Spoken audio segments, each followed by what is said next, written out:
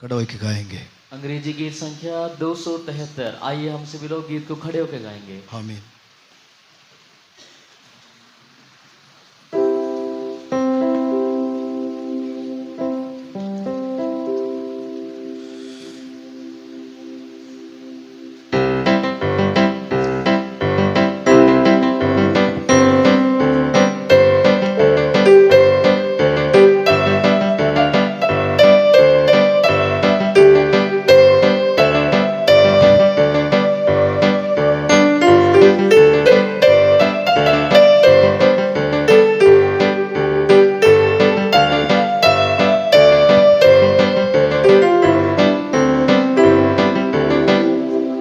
Once more, my soul, thy Savior speaks to thee with love so full and free.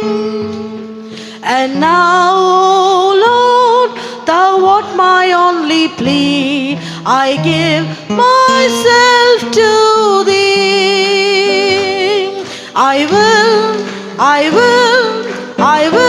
God helping me, I will, oh Lord, be thou. Thy precious blood was shed to purchase me, I will be wholly thou. By grace I will thy mercy now receive, thy love my heart hath won. On thee, O Christ, I will believe and trust in thee alone. I will, God helping me, I will, oh Lord, be thou. Thy precious blood was shed to purchase me, I will be wholly thou. Thou knowest, Lord, how very weak I am, and how I fear to strain. For strength to serve, I look to thee alone, thy strength thou must supply. I will, God helping me, I will, oh Lord, be thou. Thy precious blood was shed to purchase me, I will be wholly thou. And now, O Lord, be all with us today, the grace to join our song. And from the heart to gladly with us say, I will to Christ belong. I will, God helping me, I will, oh Lord, be thou.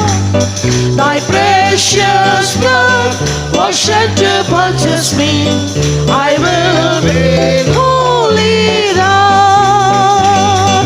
To all who came when thou wast here below, and said, oh Lord, will thou. To them I will, whatsoever thy reply, we rest upon it now. I will,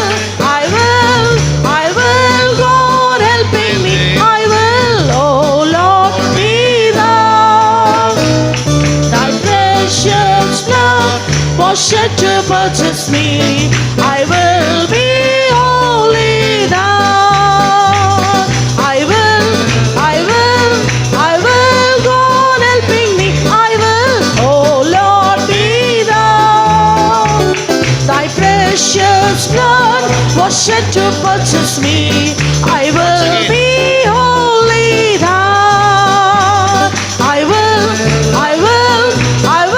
God helping me, I will, oh Lord, be thou. Thy precious blood was shed to purchase me, I will be wholly thou. Hallelujah. Please बैठ जाइए। है। கர்த்தருடைய பரிசுத்த நாமத்திற்கு மகிமை உண்டாகட்டும். परमेश्वर पवित्र नाम की महिमा होवे। நாம் கர்த்தருடைய வருகைக்காக நாம் சபையானது நெருங்கிக் கொண்டு காணப்படுகிறோம். हम सारी कलीसिया परमेश्वर के आगमन के लिए उसके नजदीक पहुंचते हुए दिखाई दे रहे हैं। என்றால் தேவனுடைய ரகசிய வருகைக்காக தேவனுடைய சபை தேவன் பரிசுத்த ஆவியானவர் சபை ஆயத்தப்படுத்தக்கூடிய காணப்படுகிறார். क्योंकि गुप्त आगमन के लिए पवित्र आत्मा परमेश्वर सारी कलीसिया को तैयार कर रहा है। நாமும் கூட அதிலே தேவன் நமக்கு ஒரு பங்கு தேவன் கொடுத்திருக்கிறார். தொடர்ந்து ஆயத்தமாகும்படியாக சந்திக்கும்படியாக நம்மளை நாம் ஆயத்தப்படுத்த வேண்டும். हमको भी परमेश्वर ने उसमें एक भाग दिया है, वैसे ही हम भी उनसे मिलने के लिए अपने आप को बिल्कुल तैयार कर लें। அவருடைய சாயலை நம்முடைய ஜீவியத்திலே நாம் அடைந்தால்தான் அவருக்கு முன்பாக நிற்பதற்கு தேவன் அனுமதி கொண்டு காணப்படுவார். यदि हम परमेश्वर की जो छाया है उसको अपने जीवन में लाएंगे तभी केवल हम परमेश्वर को मिलने के लायक होंगे। அப்படி என்றால் ஒரு ஆவிக்குரிய செழிப்பு, ஆவிக்குரிய வறுமை அல்ல, ஆவிக்குரிய ஒரு வளர்ச்சி செழிப்பு நம்முடைய ஜீவியத்திலே உண்டாயிருக்க வேண்டியது அவசியமாக இருக்கிறது. आत्मिक हरियाली, आत्मिक बढ़ोतरी हमारे जीवन में अत्यधिक आवश्यक है। நீங்கள் அதாவது ஆபிரகாம் தேவனை மம்ரே என்கிற இடத்திலே தேவனை தரிசிக்குள்ளே காணப்பட்டான். अब्राहम परमेश्वर को ममरे नाम के स्थान में दर्शन पाया। ஒரு காய்ந்து போன இடத்துல அல்ல, மம்ரே என்கிற இடத்திலே அவன் ஜீவித்த போது ஆபிரகாம் தேவனை தரிசித்தான். தேவன் அவனோடு வந்து பேசினார் என்று வேதத்திலே வாசிக்கிறோம். किसी सूखी जगह नहीं, लेकिन ममरे नाम की जगह में जो अब्राहम जीवित था उस समय ममरे नाम के स्थान में अब्राहम ने परमेश्वर से मुलाकात किया। அப்படி என்றால் நாம் ஆவிக்குரிய ஒரு செழிமை நாம் நம்முடைய ஒவ்வொரு ஜீவியத்திலும் அவசியம் என்பதை விளங்கிக் கொள்ள வேண்டும். इससे आप जानना चाहिए कि हमारे हर एक के जीवन में एक आत्मिक हरियाली का होना आवश्यक है। அந்த அனுபவம் சில சமயங்களிலே நாம் இழந்து போய் விடுகிறோம். காய்ந்த அனுபவங்கள் ஆவிக்குரிய ஜீவியத்திலே காய்ந்த அனுபவத்திலே தான் நம்முடைய ஜீவியம் காணப்படுகிறது. लेकिन कई बार हमारा जीवन एक ऐसी स्थिति में दिखाई देता है कि हमारा जो आत्मिक स्थिति है वो सूखे हुए हालत में दिखाई देता है।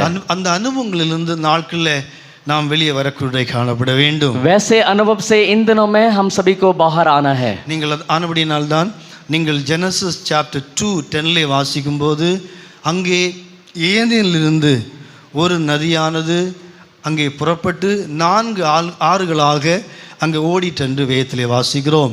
यदि हम परमेश्वर के पवित्र शास्त्र में पढ़ेंगे उत्पत्ति उसका 2 अध्याय उसके 9वें वचन में, और यहोवा परमेश्वर ने भूमि से उसमें 10वें वचन माफ कीजिए, उस वाटिका को सींचने के लिए एक महानदी अदन से निकली और वहां से आगे बहकर 4 धाराओं में बट गई. இந்த இடத்திலே எழுத்தின் பிரகாரமான ஒரு தோட்டத்தை குறித்து சொல்லப்பட்டாலும் இது ஆவிக்குரிய பிரகாரமாக நம்முடைய ஜீவியத்திலே படிக்குள்ளே காணப்பட வேண்டும். एक आश्चर्य तौर पर यहाँ पे एक वाटिका का वर्णन किया गया है, लेकिन हमारे आत्मिक जीवन में भी ये इस वाटिका का होना आवश्यक है. அப்படி என்றால் தோட்டம் என்று சொல்கிறது தேவ ஜனங்களை தான், நம்முடைய ஜீவியத்தை தான் தோட்டம் என்று வேதத்திலே வர்ணிக்கப்பட்டிருக்கிறது. वाटिका का अर्थ यह है कि परमेश्वर के लोग और उसके लोगों के लिए वर्णन किया गया है. நீங்கள் சாங் ஆஃப் சாலமோனிலே வாசிக்கும் போது தோட்டம் தேவனுடைய மனவாட்டிக்கு தோட்டத்திற்கு ஒப்பிட்டு அங்கே வேதத்திலே வாசிக்கிறோம். यदि हम श्रेष्ठ गीतों में पढ़ेंगे तो जो वाटिका है वो दुल्हन के स्वरूप में बताया गया है. ஆனால் இங்கே ஜெனசிஸ்லே வாசிக்கும் போது ஏதேனிலிருந்து அந்த அதாவது தோட்டத்தை செழிப்பாக்கும்படியாக அங்கே ஒரு நதி அதை வந்து 4 ஆறுகளாக பிரிந்து அங்கே தேசம் முழுவதும் ஓடிட்டு என்று வேதத்திலே வாசிக்கிறோம். वहाँ पर हम पढ़ते हैं वाटिका को सींचने के लिए वहाँ एक महानदी अदन से निकली और वहाँ आगे जाकर वो 4 धाराओं बट गई, उसके जरिए वो सारी जगह हरियाली होकर बदल गया. எல்லா மரங்கள் இருக்கிறது, செடிகள் இருக்கிறது, கனி கொடுக்கக்கூடிய எல்லாம் இருக்கிறது.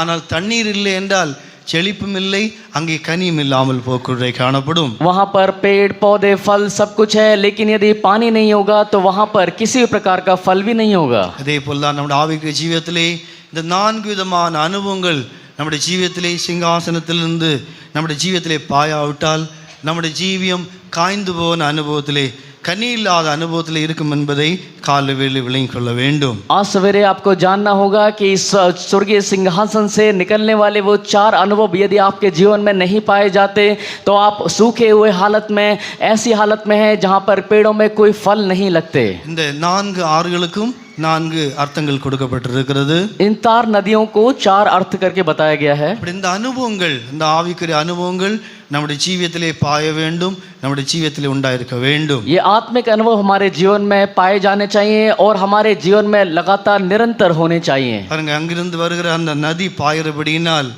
அது அநேக விலையேறப்பெற்ற பொன்னையும் விலையேறப்பெற்ற கற்களையும் உண்டாக்கிட்டு என்று வேதத்திலே வாசிக்கிறோம். और वहाँ से वो जो नदी बह निकली, और नदी बहने के जरिए उसके साथ साथ बहुत सारे जो बहुमूल्य वस्तु उसके साथ साथ निकली कर हम पढ़ते हैं. விலையேறப்பெற்ற பொன் அங்கே உண்டாகும் என்று எழுதப்பட்டிருக்கிறது. बहुमूल्य सोना उससे निकलता है कर हम पढ़ते हैं. விலையேறப்பெற்ற கற்கள் உண்டாகும் என்று எழுதப்பட்டிருக்கிறது. बहुमूल्य जो पत्थर हैं उसके जरिए निकलते हैं कर हम पढ़ते हैं. அப்படி என்றால் கிறிஸ்துவுடைய சிங்காசனத்திலிருந்து கிறிஸ்துவிலிருந்து அந்த பாய்கிற அந்த நதி நம்முடைய ஜீவியத்திலே தொடர்ந்து பாயும் என்றால் அநேக ஆவிக்குரிய அனுபவங்கள் நமக்குள்ளே உண்டாக்கி தரக்கூடிய காணப்படும். मसीह के जीवन से, मसीह के उस सिंहासन से निकलने वाली नदी यदि हमारे जीवन में पाई जाती है तो हमारे जीवन में भी बहुत सारे बहुमूल्य जो पत्थर और बहुमूल्य चीजें उसके जरिए बनती हैं. கர்த்தராகிய இயேசு கிறிஸ்து கூட பூமியில் இருக்கும்போது அவருடைய ஜீவியத்திலிருந்து இந்த 4 அனுபவங்கள் பாய்ந்ததாக நாம் ஒவ்வொரு ஹாஸ்பிட்டலையும் படிக்கூடிய காணப்படுகிறோம். हर एक हम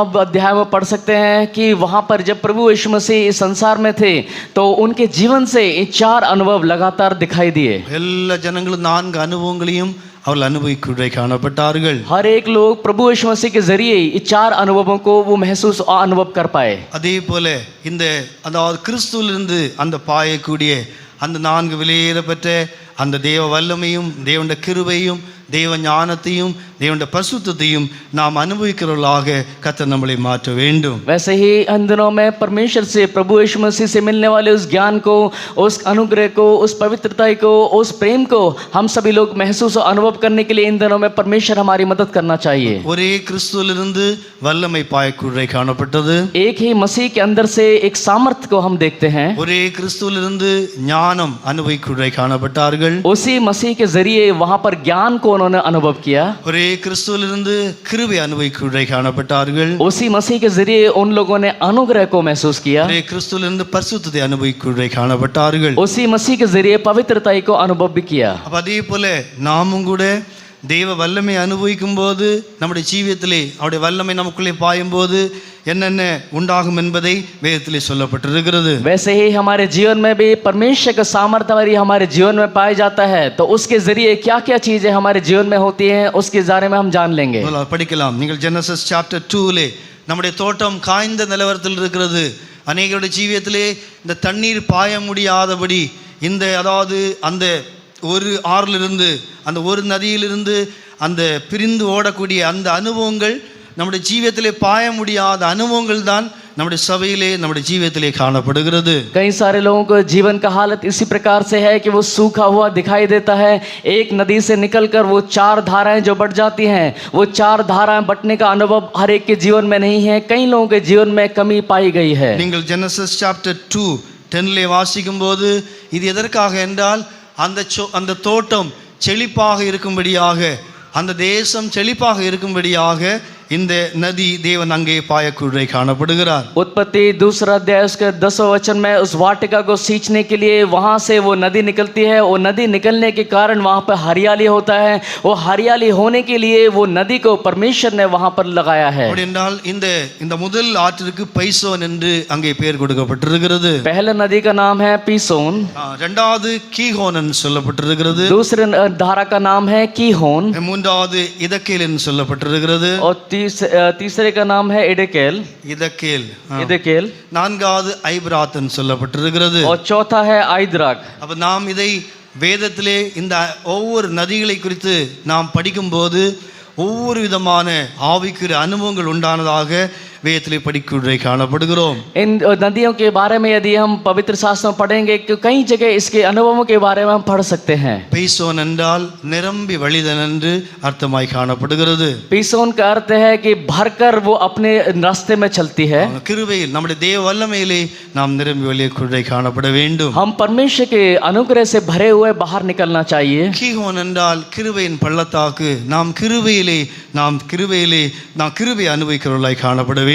गेहोन का अर्थ यह है कि वो अनुग्रह का तराई है तो हम अनुग्रह से परिपूर्ण होकर आगे की ओर जाना चाहिए. இதக்கேல் என்றால் தெளிவான சத்தம் என்று அதற்கு அர்த்தம் கொடுக்கப்பட்டிருக்கிறது. हिदकेल का अर्थ है वहां पर पूर्व की जो இதக்கேல் தெளிவான அதாவது தெளிவான சத்தம். वो बिल्कुल साफ आवाज के बारे में बताया गया है. ஏன் அது சொல்லப்பட்டிருக்கிறது என்றால்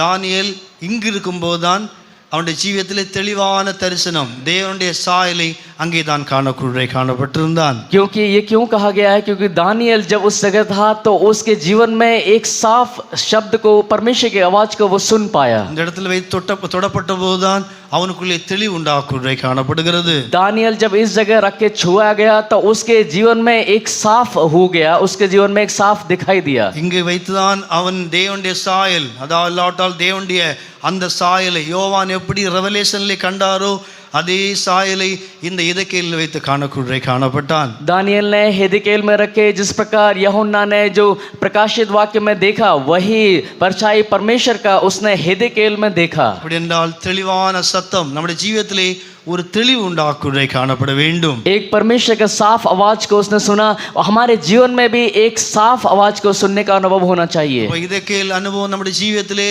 காணப்படும் போது தெளிவு, நம்முடைய ஜீவியத்திலே நாம் எங்கே போகிறோம், என்ன செய்கிறோம், எந்த ராஜ்யத்தில் இதற்காக போய் கொண்டிருக்கிறோம், எது தேவ சத்தம் எது பிசாசின் சத்தம் என்கிற அந்த தெளிவு நம்முடைய ஜீவியத்திலே காணப்படும். यदि हेदेकेल वाला अनुभव हमारे जीवन में है तो हमारे जीवन में एक साफ जानकारी होगा कि मैं क्यों इस रास्ते में हूँ, मैं किस लिए आगे की ओर जा रहा हूँ, मेरा लक्ष्य क्या है, मेरे को कहाँ पहुँचना है, इसके विषय में आपको साफ रीति से जानकारी होगा. அப்படி என்றால் எதேக்கியேலுடைய அடுத்த பகுதி நீங்கள் தானியேல் சாப்டர் 10ல வாசிக்கும் போது அங்கே சொல்லப்பட்டிருக்கிறது, இங்கு இருக்கும்போது தான் அந்த தரிசனம், அந்த சாயல், தேவனுடைய சாயலை அங்கே அனுபவிக்க காணப்பட்டான். दानियल 10वें अध्याय में वहाँ कहा गया है कि हेदेकेल में जब दानियल था तो उस जगह पर रहकर ही परमेश्वर का जो साफ दर्शन उसने पाया, उसके बारे में साफ जानकारी उसको हुआ. இது தேவ ஞானத்திற்கு ஒப்பிட்டு சொல்லப்பட்டிருக்கிறது. यहाँ पर परमेश्वर के ज्ञान के दर्शन के ज्ञान के अनुरूप बताया गया है.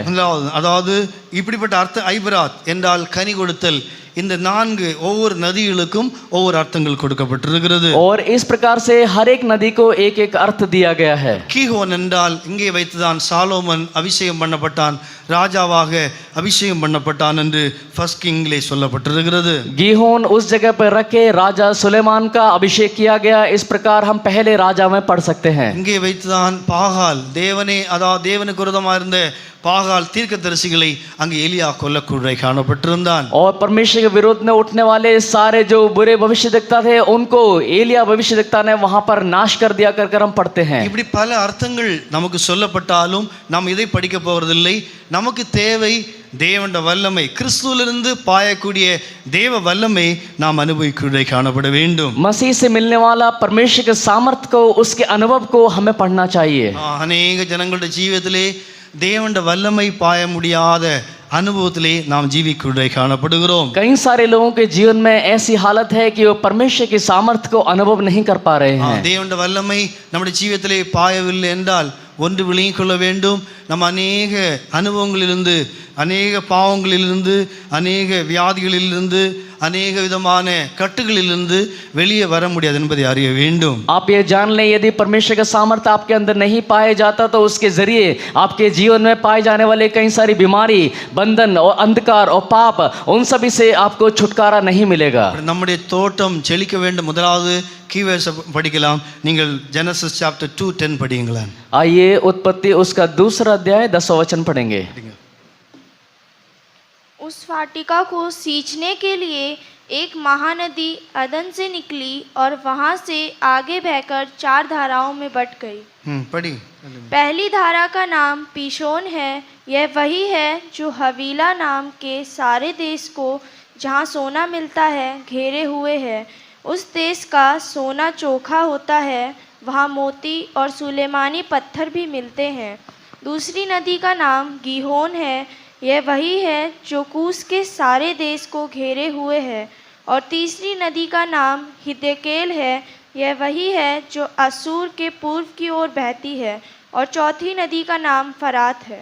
கர்த்தருடைய பரிசுத்தநாமத்தின் மகிமை உண்டாகட்டும். परमेश्वर के पवित्र नाम की महिमा होवे. இது எழுத்தின் பிரகாரமாக இது இந்த அனுபவங்கள் அங்கே உண்டாகிறது என்றால், ஆவிக்குரிய பிரகாரமாக நம்முடைய நதி, நம்முடைய பரிசுத்த ஆவியாகிய நதி, நம்முடைய கிறிஸ்துவிலிருந்து வருகிற அது அந்த 4 அந்த ஒரு ஆவியின் மூலமாக நமக்குள்ளே பாயக்கூடிய அனுபவத்திற்கு நாம் இடம் கொடுக்க வேண்டும். और यहाँ पर आश्चर्य रूप से इतने सारे बहुमूल्य चीज़ें अगर मिलती हैं उस नदी के ज़रिए, तो मसीह से निकलने वाली उस नदी के ज़रिए जो हमारे हृदयों में उंडेला जाता है, उसके ज़रिए वो 4 अनुभव हमारे जीवन में होता है. उन 4 अनुभवों के ज़रिए हमारे जीवन में कौन कौन सी भलाइयाँ आती हैं. நாம் வேதத்திலே வாசிக்கும் போது கர்த்தராகிய இயேசு கிறிஸ்து பூமியில் இருந்த சமயத்திலே தேவனுடைய வல்லமை அவருடைய சரத்திலிருந்து, அவருடைய ஜீவியத்திலிருந்து, அவருடைய வஸ்திரத்திலிருந்து, அவருடைய வசனத்திலிருந்து பாய்ந்ததாக வேதத்திலே வாசிக்கிறோம். प्रभु यीशु मसीह संसार में जीवन व्यतीत करते समय उस समय उनके वस्त्र से, उनके बातों से, उनके जरिए कई सारे प्रकार की सामर्थ्य उनके अंदर से निकला कर हम वचन में पढ़ते हैं. அவருடைய வஸ்திரத்தை தொட்டார்கள், எத்தனையோ பேர் அவருடைய வல்லமையினாலே விடுதலையாக்கப்படக்கூடிய காணப்பட்டார்கள். उनके वस्त्र को छूने मात्र से ही कितने लोगों को कई सारे जो अंधकार की वो बुरी सामर्थ्य है उनसे छुटकारा मिला. எத்தனையோ பேர் அவரால் தொடப்பட்டார்கள், அவருடைய வல்லமையினாலே அவர்கள் சுத்தமாக்கப்படக்கூடிய காணப்பட்டார்கள். कितने लोगों को प्रभु यीशु मसीह ने छुआ, उनके छूने के मात्र से ही कितने लोगों को कई सारे जो दुष्ट आत्माओं की शक्तियों से छुटकारा मिला. வியாதியஸ்தரை விடுதலையாக்கக்கூடிய வல்லமை அன்றைக்கு கிறிஸ்துவிலிருந்து அங்கே வெளிப்படக்கூடிய காணப்பட்டிருந்தது. बीमारों को चंगाई करने वाला जो सामर्थ्य है प्रभु यीशु मसीह के जरिए उन दोनों में उजागर हुआ. இந்த நாட்கள்ல நாம் சபையில் இருக்கிற நாம் தேவனுடைய வல்லமையை உண்மையாகவே அனுபவிக்கூடிய காணப்படுகிறோமா? क्या हम जो इन दिनों में रहते हैं, क्या परमेश्वर का सही सामर्थ्य हमारे जीवन से उजागर होता है क्या? அப்ப நாம் சில சமயங்களில் சொல்லுகிறோம், புதிய ஜனங்களுக்கு தான் அது, பழைய ஜனங்களுக்கு எல்லாம் நாங்கள் ரட்சிக்கப்பட்டு விட்டோம், ஆனபடியினால இனி இந்த வல்லமையெல்லாம் அனுபவிக்க வேண்டும் என்கிற அவசியம் இல்லை என்று சில சமயங்களில் நினைக்குள்ளே காணப்படுகிறோம். कई बार हम ऐसा सोचते हैं वो सब सामर्थ्य नए लोगों के लिए है, हम लोगों ने उद्धार पाया है, हम बहुत दिनों तक हो चुके हैं, बहुत बड़े विश्वासी हैं, तो हमारे लिए ये सारी चंगाई वाली सामर्थ्य की उन सब चीज़ों की आवश्यकता नहीं है. அப்படி எல்லா பிரியமானவர்களே, நாம் எடுத்துக்கொள்ளப்படுகிறது வரையிலும் தேவ வல்லமையினாலே நாம் நிரப்பப்பட வேண்டும், தேவ வல்லமையினாலே நாம் தொடப்பட வேண்டும். எவ்வளவு தூரம் தேவனுடைய வல்லமை நம்மளை தொடுகிறதோ அவ்வளவு தூரம் நம்முடைய ஜீவியத்திலே அதாவது தெளிவுண்டாகும், விடுதலை உண்டாக்குறை காணப்படும். लेकिन ऐसा नहीं है, जब तक हम उसके आगमन में उठाए लिए नहीं जाते तब तक हमें परमेश्वर की सामर्थ्य की उसकी आवश्यकता है, उसके छुए जाने की आवश्यकता है, क्योंकि कितना अधिक हमारे जीवन में परमेश्वर की सामर्थ्य होगा उतना अधिक हमारे जीवन में छुटकारा होगा. நீங்கள் மேத்யூ சாப்டர் 14:36 வாசிக்கும் போது இந்த நாட்களில் சபையுடைய நிலவரம், நம்முடைய ஜீவியத்துடைய நிலவரம், அந்த வல்லமையை தொட்டு அனுபவிக்கக்கூடிய இடத்திலே நாம் இல்லாமல் காணப்படுகிறோம். इन दिनों में कलीसिया की परिस्थिति ऐसी है, जिस प्रकार हम पढ़ते हैं मत्ती रचित सुसमाचार उसके 14वें अध्याय उसके 36वें वचन में, वो अनुभव इन दिनों में कलीसिया में से नहीं है. தேவனிடத்திலே வல்லமை நிரம்பி காணப்படுகிறது. ஏனென்றால் அவர் வல்லமையினாலே, அவருடைய வசனமும் வல்லமை உள்ளது, அவருடைய ஜீவியம் வல்லமை உள்ளது, அவருடைய சிங்காஸ் எல்லாம் வல்லமை உள்ளது. ஆனால் வல்லமை நிரம்பி இருக்கிறது. ஆனால் வல்லமை புறப்பட முடியாத அவிசுவாசம் நம்முடைய ஜீவியத்திலே காணப்படுகிறது. उनके अंदर पूरा सामर्थ्य भरा हुआ है. उन दिनों में उनके वचन के जरिए, उनके वस्त्र के जरिए, उनके बोलने के जरिए बहुत सारी जो सामर्थ्य है उनके अंदर से निकला. लेकिन इन दिनों में हमारे अंदर वो कमी पाई जाती है कि हमारे अंदर विश्वास नहीं है. विश्वास की घटी के कारण वो उनके अंदर सामर्थ्य है, लेकिन सामर्थ्य निकलने के लिए विश्वास नहीं है. தேவனிடத்திலே முழுவதும் வல்லமை இருக்கிறது. ஆனால் அதை அனுபவிக்கக்கூடிய அதாவது விசுவாசம் நம்முடைய ஜீவியத்திலே இழந்து போக்குறை காணப்பட்டிருக்கிறோம். परमेश्वर पूरा सामर्थ्य से परिपूर्ण है, लेकिन उस सामर्थ्य को अनुभव करने के लिए हमारे अंदर विश्वास नहीं है. நாம் அதை சரியான விதத்திலே என் தேவனால் என்னை தொட முடியும் என்று நாம் உண்மையாய் விசுவாசிப்போம் என்றால் நிச்சயமாகவே தேவனால் தொடப்பட முடியும், தேவன் வல்லமை அனுப்பி நம்மளை சுகமாக்க முடியும், நம்முடைய ஜீவியத்தை உயிர்ப்பிக்க முடியும் என்பதை நாம் விசுவாசிக்க வேண்டும். हाँ, परमेश्वर मुझे छू सकता है, मुझे चंगा कर सकता है और मुझे छुटकारा दे सकता है और मुझे जिला सकता है. अगर ऐसा विश्वास आपके जीवन में है तो सचमुच परमेश्वर आपके लिए काम करेगा. சில சமயங்களிலே நாம் அவரை தொடுகிறது இல்லை. நீங்கள் மேத்யூ சாப்டர் 14:36 வாசிக்கும் போது அவர் எத்தனை பேர் தொட்டார்களோ அத்தனை பேரும் அவருடைய வல்லமை பாய்கிறது, அவர்கள் சுகமானார்கள், சொஸ்தமானார்கள். நமக்கு 2 விதமான சுகம் தேவை. ஆவிக்கிற விதத்தில் நமக்கு சுகம் தேவை, சரப்பிரகாரமான விதத்திலும் நமக்கு சுகம் தேவையாய் காணப்படுகிறது. हम जिस प्रकार पढ़ते हैं मत्ती रचित सुसमाचार 14वें अध्याय उसके 36वें वचन में, और जितनों ने उसे छुआ वे चंगे हो गए. वो छूने का अनुभव हमारे जीवन में नहीं है. यदि हम विश्वास करके यदि परमेश्वर को छुएंगे तो जितने लोगों ने छुआ उस प्रकार से उनको चंगाई मिला, वैसे ही हमको भी चंगाई मिलेगा. அப்படி என்றால் ஒரு ஆளை தொட வேண்டுமானால் நான் பக்கத்திலே போக்குறை காணப்பட வேண்டும். வேண்டும். यदि किसी मनुष्य को छूना है तो उनके पास जाना जरूरी है. அப்படி என்றால் அன்றைக்கு அவர்கள் எழுத்தின் பிரகாரமாக இயேசுவை தொட்டார்கள் என்றால் இயேசுவோடு நெருங்கினார்கள்.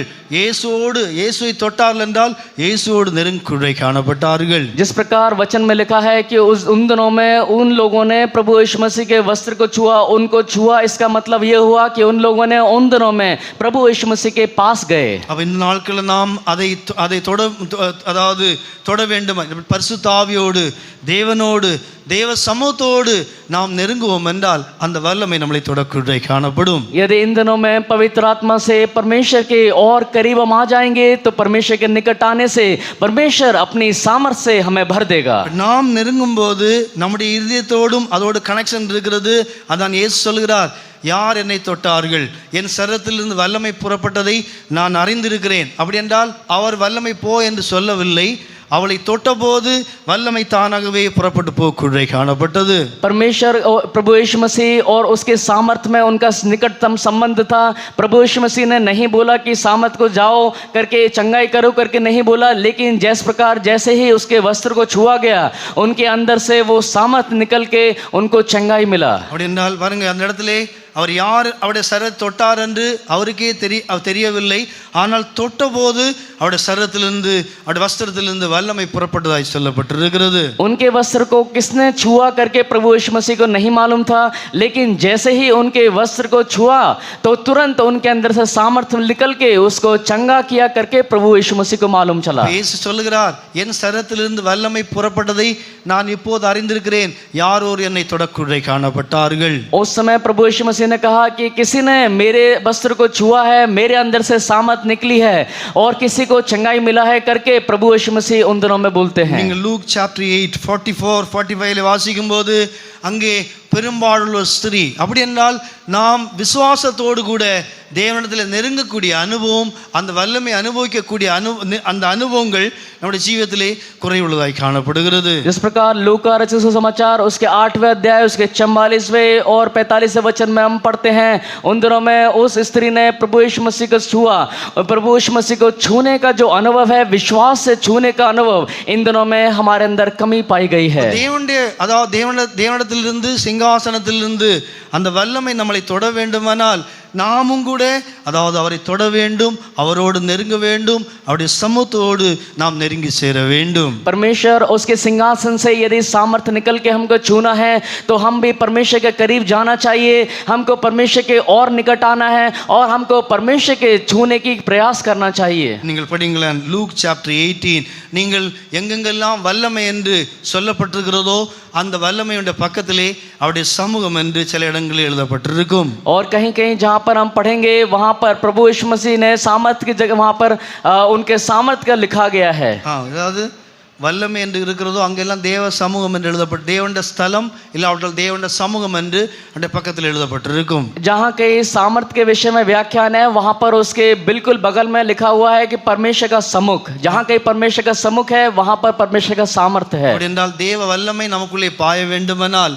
நாம் அந்த சமூகத்துக்குள்ளே இல்லை அந்த ஸ்தலத்துக்குள்ளே நாம் பிரவேசிக்குள்ளே காணப்பட வேண்டும். यदि परमेश्वर का सामर्थ्य काम करना है तो उस शरीर में उस सम्मुख में हमको होना जरूरी है. நாம் தூரமாக இருப்போம் என்றால், நாம் தொடாமல் இருப்போம் என்றால் அந்த வல்லமை நம்முடைய ஜீவிதத்திலே ஒருபோதும் பாய முடியாது, நாம் அதை அனுபவிக்காமல் காணப்படுவோம். यदि हम दूर होंगे, हम परमेश्वर को नहीं छुएंगे तो वो सामर्थ्य हमारे जीवन में काम नहीं कर पाएगा, एक ऐसी स्थिति में हम पाए जाएंगे. ஆனால் இங்கே தொட்டபோது உடனடியாகவே சுகம் உண்டாக்குறை காணப்பட்டது. लेकिन यहाँ पर जैसे ही उसने प्रभु यीशु मसीह को छुआ तुरंत उसको शिफा मिला. அதான் அந்த வல்லமைக்கு இருக்கிற விசேஷம். நீங்கள் மேத்யூ சாப்டர் 14 இருந்தாலும் லூக் சாப்டர் 8 இருந்தாலும் அந்த வல்லமை தொட்டபோது அங்கே சுகம் உண்டாயிற்று என்று வேதத்திலே வாசிக்கிறோம். आप चाहे मत्ती में पढ़े चाहे लूका 8 में पढ़े, दोनों जगह में जैसे ही उसको छुआ उस सामर्थ्य ने उसको चंगा किया. उस सामर्थ्य के अंदर एक बहुत बड़ा बल है. நாம் சில சமயங்களில் ஆவிக்குரிய விதத்திலே நாம் அதாவது வியாதியஸ்தராய் காணப்படுகிறோம். कई समय में हम आत्मिक रूप से बीमार दिखाई देते हैं. சில சமயங்களில் சரீர பிரகாரமாக நாம் அதாவது பலவீனமாய் காணப்படுகிறோம். कई बार हम शारीरिक रूप से बहुत बलहीन होते हैं. ரெண்டுக்கும் இந்த வல்லமை போதும். இதை நாம் அனுபவிக்கும் போது தொடும்போது நம்ம சுகம் உண்டாக்குறை காணப்படும். दोनों बातों के लिए ये बड़ी सामर्थ काफी है. जैसे ही हम छुए जाएंगे, हम कोई भी बीमारी या कुछ भी क्यों ना हो, उससे हम छुटकारा पाएंगे. படிங்களேன், மேத்யூ சாப்டர் 14:36 படிங்களேன். आइए मत्ती 14 उसका 36वां वचन पढ़ेंगे. और उससे विनती करने लगे कि वह उन्हें अपने वस्त्र के आंचल ही को छूने दे, और जितनों ने उसे छुआ वह चंगे हो गए. எத்தனை பேர் தொட்டார்களோ, எத்தனை பேர் விசுவாசித்து தொட்டார்களோ, ஒவ்வொருவரும் அந்த வல்லமையினாலே சுகமாக்கப்பட்டார்கள். जितनों ने विश्वास करके उसको छुआ, वे सभी लोग उस विश्वास के जरिए चंगे हो गए. நீங்கள் லூக் சாப்டர் 8:44 கூட நமக்கு மற்றவர்களுக்கு, அதாவது நாம் நினைப்போம் இதெல்லாம் புதிய ஆட்களுக்கு, நமக்கெல்லாம் தேவையில்லைன்னு நினைக்க காணப்படுகிறோம். कई बार हम सोचते हैं ये सब कुछ जो है नए लोगों के लिए है, हम जो पुराने लोग हैं हमारे लिए नहीं है. அப்படி அல்ல பிரியமானங்களே, இந்த வல்லமை தேவ வல்லமை அதாவது தொடும்படியாக நாம் இடம் கொடுக்க வேண்டும், நாம் விசுவாசிக்க வேண்டும், நாம் ஒப்பு கொடுக்க வேண்டும். लेकिन ऐसा नहीं है. परमेश्वर की सामर्थ को काम करने के लिए हमें जगह देना चाहिए. परमेश्वर की मर्जी के लिए हमको समर्पण करना चाहिए. परमेश्वर के सामर्थ को छूने के लिए हमें जगह देना चाहिए. அவள் தொட்டால் அவளால் எந்த விதத்திலும் தீர்க்கப்படாத வியாதி, எல்லா பணம் செலவழிக்கிறார், ஆனாலும் விடுதலை இல்லை. ஆனால் இங்கே அவளை தொட்டபோது அவருடைய சரீரத்திலிருந்து வல்லமை புறப்படுகிறது. பிரியமான்களே, நாம் எத்தனையோ சமயங்களிலே நாம் தேவன் சமீபத்தில் இருந்தாலும் அவரை அனுபவிக்க முடியாதவர்களாக தான் நாம் ஜீவிக்குள்ளே காணப்படுகிறோம். उसमें समय उसकी बीमारी ऐसी थी कि वो कभी ठीक ना होने वाली थी. एक ऐसी बीमारी से वो ग्रस्त थी, लेकिन उसने जैसे ही उसके वस्त्र के आंचल को छुआ, तुरंत उसके अंदर से सामर्थ निकल के उस बीमारी से चंगाई मिला. 8:44-45 வாசிக்கும் போது நாம் இதிலிருந்து விளங்கிக் கொள்ள வேண்டும், நாம் சரியான விதத்தில் தேவனை தொடவில்லை, அதான் உண்மை என்பதை விளங்கிக் கொள்வோமாக. लूका 8वां अध्याय उसके 44 से 45 वचन में यदि हम पढ़ेंगे तो वहां पर हम जान सकेंगे कि यदि हमने सचमुच सही रीति से यदि परमेश्वर को नहीं छुआ है तो हमें चंगाई नहीं मिलेगा. நாம் சரியான விதத்தில் தேவனுடைய வசனம் பொய் அல்ல. நாம் முதலாவது என் குறையை நான் ஒத்துக்கொள்கிறேன்.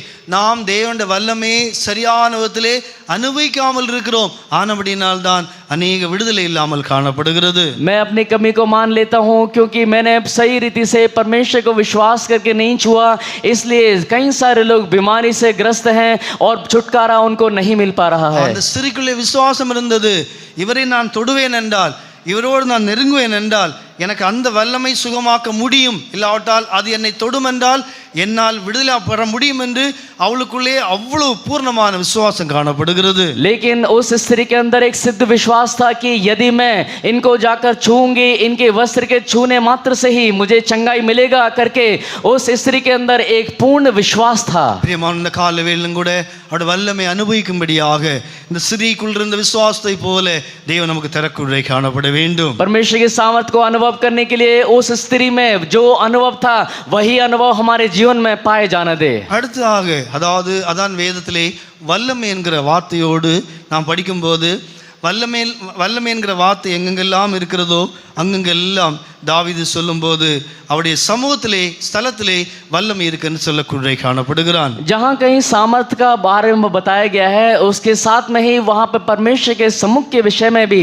दाऊद वहाँ पर लिखता है और बताता है कि उसके शरीर में परमेश्वर के सम्मुख में रहने के जरिए सामर्थ मिला करके. வல்லமை இருக்கிற இடத்திலே நாம் நெருங்கும் போதுதான் வல்லமை அனுபவிக்கூடிய காணப்பட முடியும். जिस जगह सामर्थ हमको मिल सकता है, यदि हम उस जगह में पाए जाते हैं, तभी केवल हमको वो सामर्थ मिलेगा. பாருங்க, தேவனுடைய கரத்தில் நாம் இல்லை என்றால் அவருடைய கரத்தில் வல்லமை இருக்கு என்று வேதம் சொல்லுகிறது. यदि हम परमेश्वर के हाथ में नहीं है तो परमेश्वर के हाथ में सामर्थ्य है करके वचन में लिखा है. நீங்கள் ஃபர்ஸ்ட் क्रोनिकल சாப்டர் 29 வாசிக்கும் போது அவர் கரத்திலே வல்லமை இருக்கிறது என்று வேதத்திலே சொல்லப்பட்டிருக்கிறது. पहला इतिहास 29 अध्याय उसके 12 वचन में हम पढ़ सकते हैं कि परमेश्वर के हाथ में सामर्थ्य है करके. அப்படி என்றால் தேவனுடைய கரம் எதை வெளிப்படுத்தக்கூடிய காணப்படுகிறது? परमेश्वर का हाथ, उसका अर्थ क्या है? தேவனுடைய கரம் அதாவது நடத்திப்பை காட்டக்கூடிய காணப்படுகிறது. परमेश्वर का अर्थ एक हाथ चलाहट को दिखाता है. நாம் தேவனுடைய நடத்திப்புக்குள்ளே நாம் இருக்கும்போது நாம் தேவனுடைய வல்லமை அனுபவிக்கக்கூடிய இடத்திலே நாம் ஜீவிக்குள்ளே காணப்படுகிறோம். यदि हम परमेश्वर के चलाहट के अधीन हैं तभी केवल हम परमेश्वर के सामर्थ्य को अनुभव कर पाएंगे. தேவனுடைய நடத்திப்புக்குள்ள இல்லை என்றால் அந்த வல்லமைக்கு நாம் தூரமாய் காணப்படுகிறோம். यदि हम परमेश्वर के चलावट के अंदर नहीं है तो परमेश्वर के सामर्थ्य को अनुभव नहीं कर पाएंगे. அதுபடியால் தான் கர்த்தராகிய இயேசு கிறிஸ்து பூமியில் இருக்கும்போது நான் அதாவது விரலினாலே, அதாவது நீங்கள் லூக் சாப்டர் 11:20 வாசிக்கும்போது தேவனுடைய வில்லினாலே நான் பிசாசுகளை துரத்தினேன் என்று அங்கே சொல்லக்கூடிய காணப்படுகிறார். यदि हम लूका रचित सुसमाचार उसके 10वें अध्याय उसके 11वें वचन में हम पढ़ेंगे तो वहां पर 11:20 11 के 20 में पढ़ेंगे तो वहां पर प्रभु यीशु मसीह कहते हैं कि परमेश्वर की सामर्थ से दुष्ट आत्माओं को निकालता हूं. தேவனுடைய விரல், அதாவது தேவனுடைய விரலினாலே பிசாசுகளை துரத்தினார். தேவனுடைய விரல் கரம்னு சொல்கிறது பரிசுத்த ஆவியை தான் அந்த இடத்துல விரல்னு சொல்லப்பட்டிருக்கிறது. वहां पर परमेश्वर का हाथ कहने का अर्थ है कि परमेश्वर का जो पवित्र आत्मा का सामर्थ्य है उसके जरिए वो दुष्ट आत्मा को निकालता हूं, यानी परमेश्वर के हाथ को दिखाया गया है. என்றால் அந்த பரிசுத்த ஆவியினுடைய நடத்திப்புக்குள்ளே பரிசுத்த ஆவிக்குள்ளே நாம் காணப்பட வேண்டும். परमेश्वर की पवित्र आत्मा के सामर्थ्य के अधीन होकर उसके चलावट में हमें चलना चाहिए. நாம் சில சமயங்களில் ஆண்டவருடைய கரத்தில் இல்லாமல் கரத்துக்கு தூரமாய் காணப்படுகிறோம். कई समय में परमेश्वर के हाथ के अधीन ना होकर उसके हाथ से कहीं परे दिखाई देते हैं. தேவனுடைய கரத்தில் இல்லை என்றால் தேவனுடைய வல்லமை நாம் எப்படி அனுபவிக்குள்ளே காணப்படுவோம்? यदि हम परमेश्वर के हाथ में नहीं है तो किस प्रकार हम परमेश्वर के उस बड़ी सामर्थ्य को अनुभव कर पाएंगे? படிங்களேன். 1 Chronicle chapter 29:12 வாசிங்களேன். आइए पहला इतिहास 29वां अध्याय उसका 12 वचन पढ़ेंगे. धन और महिमा तेरी ओर से मिलती है और तू सबों के ऊपर प्रभुता करता है. सामर्थ और पराक्रम तेरे ही हाथ में है और सब लोगों को बढ़ाना और बल देना तेरे हाथ में है. கர்த்தருடைய பரிசுத்த மகிமை உண்டாகட்டும். परमेश्वर के पवित्र नाम की महिमा होवे. நாம் எங்கு இருக்க தேவனுடைய வல்லமை அனுபவிக்க வேண்டுமால் எங்கு இருக்க வேண்டும்? यदि परमेश्वर के सामर्थ्य को अनुभव करना है तो हमें कहाँ रहना होगा? தேவனுடைய கரத்துக்குள்ளே தேவனுடைய நடத்திப்புக்குள்ளே காணப்பட வேண்டும். परमेश्वर के हाथ में परमेश्वर के चलाहट के अधीन रहना होगा. நீங்கள் ஜான் சாப்டர் 10 வாசிக்கும்போது ஆண்டவர் சொல்கிறார், என் கரத்திலிருந்து உங்களை யாரும் பறிக்க முடியாது என்று அங்கே ஒரு வார்த்தை சொல்லப்பட்டிருக்கிறது. यूहन्ना में परमेश्वर के प्रभु यीशु मसीह कहते हैं कि तुम्हें मेरे हाथ से कोई भी नहीं छुड़ा पाएगा करके. என் கரத்திலிருந்து உங்களை ஒருவரும் பிரிக்க முடியாது.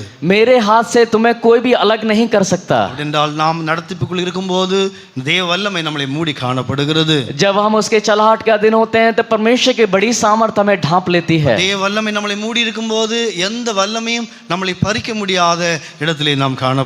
यदि परमेश्वर की सामर्थ हमको ढापे हुए है तो कोई भी सामर्थ हमारे विरोध में खड़ी नहीं हो सकती. நீங்கள் ஜான் சாப்டர் 10:28 வாசிக்கும்போது அப்படி என்றால் அந்த கரத்தை இல்லாவிட்டால் அந்த அனுபவத்திலே நாம் சில சமயங்களே நாம் இல்லாமல் நாம் ஜீவித்துக் கொண்டிருக்கிறோம். यूहन्ना 10वां अध्याय उसके 20 वचन में पढ़ते समय उस अनुभव में कई बार हम नहीं पाए जाते. படிங்களேன். 10:28 வாசிங்களேன். आइए यूहन्ना 10 उसका 20 वचन पढ़ेंगे.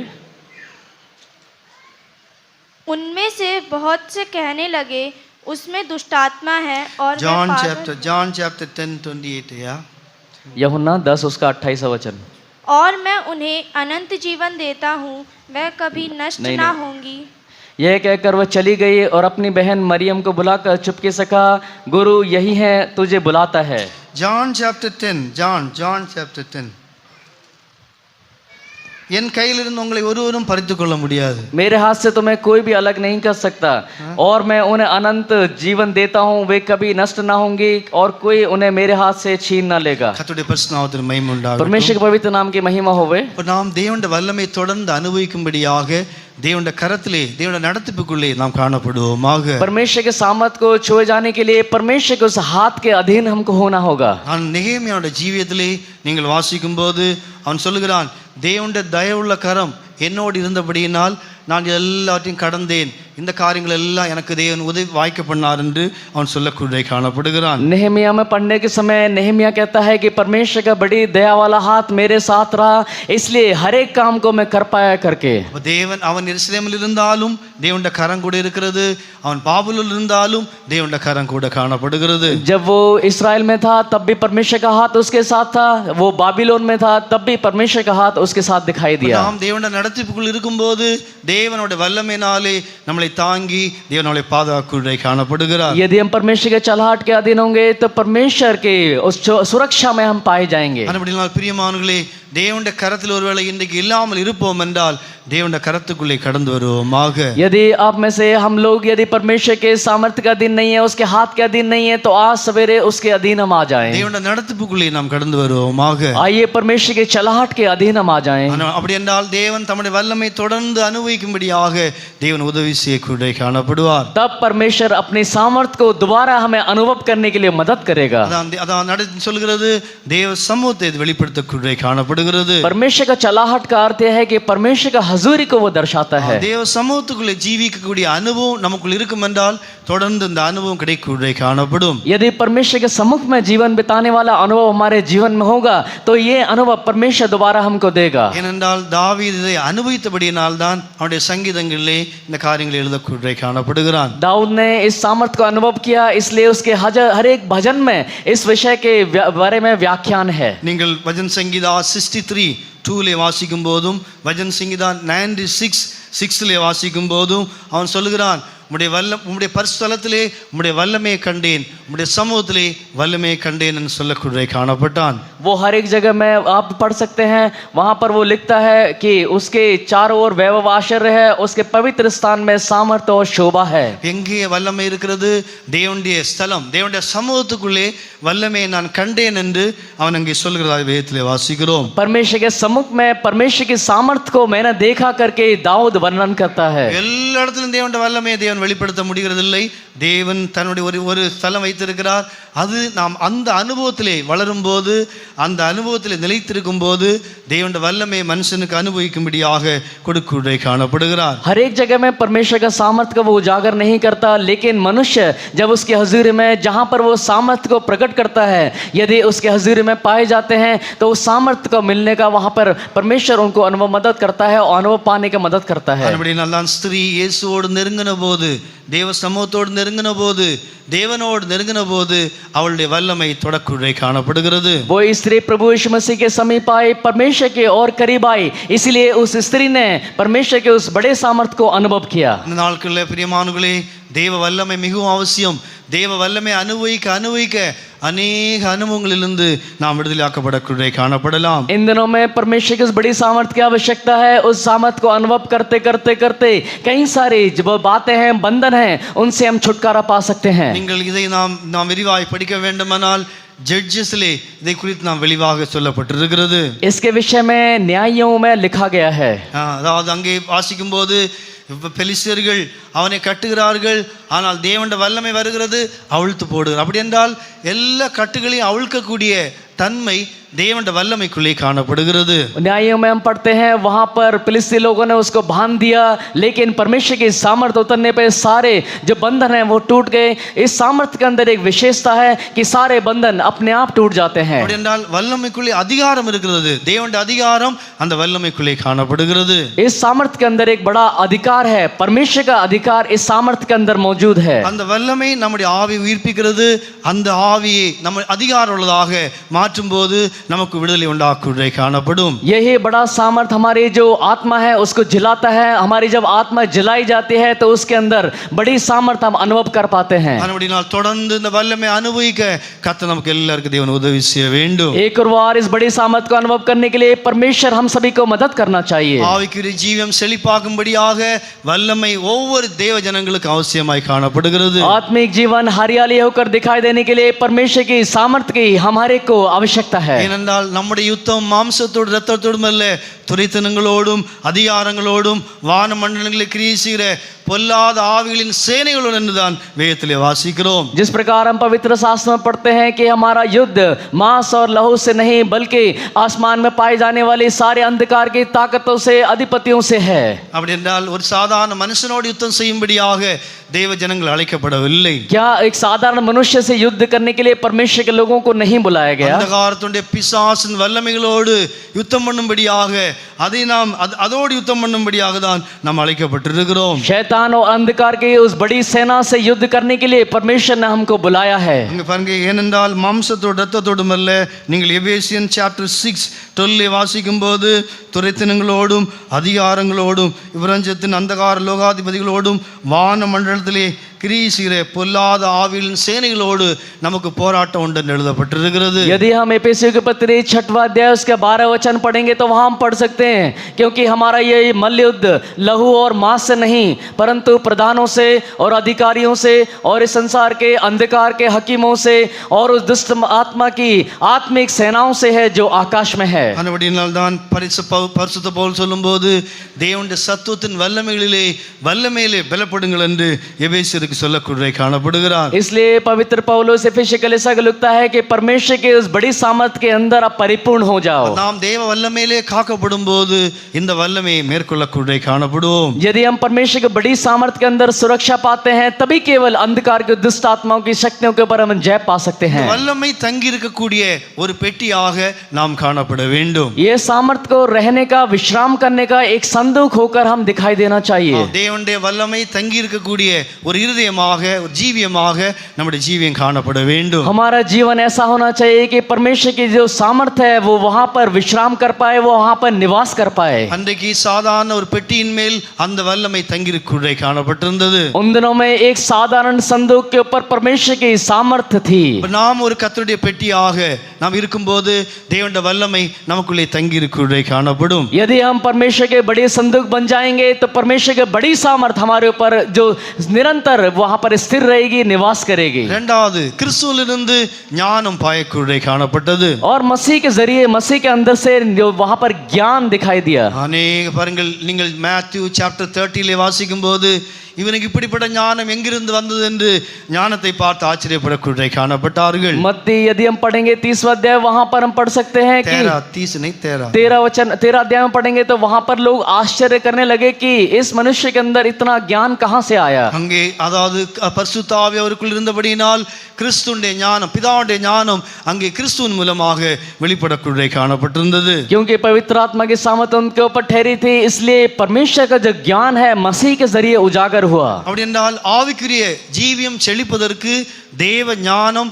மிகவும் அவசியம் என்பதை விளங்கிக் கொள்ள வேண்டும். आत्मिक जीवन हरियाली होने के लिए परमेश्वर का जो ज्ञान है उसकी बहुत ही बड़ी आवश्यकता है. வெறும் வல்லமை மாத்திரமல்ல, தேவ ஜனங்களுக்கு தேவ ஞானத்திலும் நாம் வளரக்கூடிய காணப்பட வேண்டும். केवल सामर्थ नहीं लेकिन परमेश्वर के ज्ञान में भी हम लोगों को बढ़ना चाहिए. இந்த ஞானம் நமக்குள்ளே ஊற்றப்பட வேண்டுமானால் அது கிறிஸ்துவிலிருந்து தான் சபைக்கு ஊற்றப்படக்கூடிய காணப்படுகிறது. यदि ज्ञान हमारे ऊपर उंडेला जाता है तो आप ये जान ले कि मसीह के जरिए कलीसिया के ऊपर ज्ञान उंडेला जाता है. ஏனென்றால் அவர்தான் ஞானத்தினுடைய பூரணர்.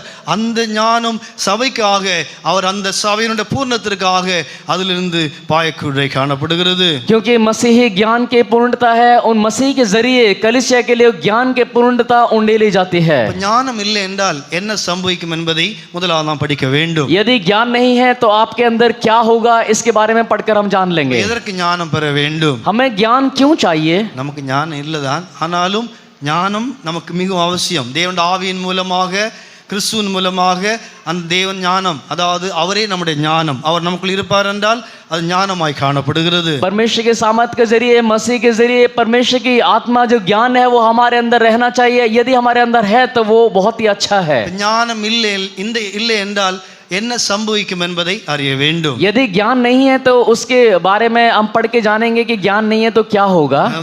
நீங்கள் अதாவது ஜோபிலே வாசிக்கும் போது ஆண்டவர் சொல்கிறார், இந்த ஹாஸ்டிச்சுக்கு ஆண்டவர் ஞானம் கொடுக்கவில்லை என்று ஆண்டவர் சொல்லுகிறார். ஹாஸ்டிச் वहां पर हम पढ़ते हैं कि जो ऑस्ट्रिच पक्षी है उसके विषय में कि इसको परमेश्वर ने ज्ञान नहीं दिया क्या. பாருங்க, நிறைய பறவைகளுக்கு ஞானம் கொடுத்திருக்கிறார், ஆனால் அந்த பறவைக்கு ஞானம் கொடுக்கவில்லை. कई सारे पक्षियों को ज्ञान है लेकिन परमेश्वर ने शतुरमुर्ग को ज्ञान नहीं दिया. ஞானம் கொடுக்காதனால அது என்ன செய்கிறது? उसको ज्ञान नहीं मिला, इस वजह से क्या हुआ? என்ன செய்கிறது? वो क्या करता है? அது முட்டை போடுகிறது, அடை காக்கிறது இல்லை. वो अंडा देता है लेकिन उसको ऊपर नहीं அடை காக்கிறது கிடையாது. उसके ऊपर वो बैठ के उसको नहीं गर्म नहीं करता.